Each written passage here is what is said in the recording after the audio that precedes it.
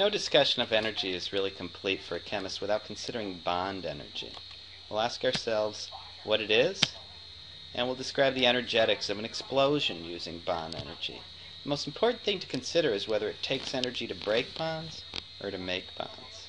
This is Screencast 12.14. It takes energy to break a bond. Well, that seems totally reasonable. You got to bust that bond in order to break that molecule and form something new. What might not seem so reasonable is that it must be true for the opposite process, and that gets a little weird. Think about that.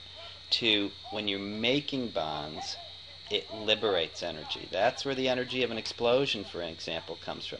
Not from breaking the bonds, as you might guess, but from the energy that you release when they come back together to form other things. If they form particularly stable molecules, like, say, triply bonded nitrogen, you might have yourselves a particularly explosive scenario.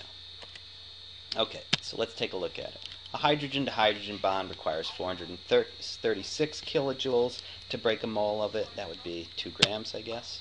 To break 32 grams, or a mole of oxygen, requires 498 kilojoules, 498,000 joules. And for the hydrogen-to-oxygen bond, 464 kilojoules per mole. By the way, that's to break both those bonds for that double bond right there. So how can we use this data to predict the energy output from burning hydrogen? Well, let's burn it. We add them up. Let's go. There it is. Hydrogen plus oxygen makes water. We're going to break those hydrogen bonds, but we also are breaking this oxygen bond, and we're forming 2 water bonds. By comparing the bond breaking and the bond making, we should see how exothermic this is. Don't forget this is burning. It better end up being exothermic, a negative number. Here we go. We draw the molecules with the bonds if you want. This is a nice slow way to do it. 2 hydrogens, 1 oxygen.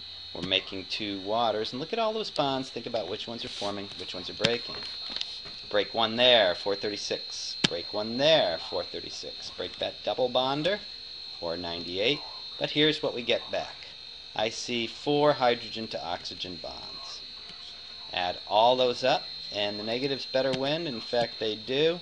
Negative 486 kilojoules per mole. This is an exothermic reaction. This is perhaps one of the best ways to think about energy for a chemist.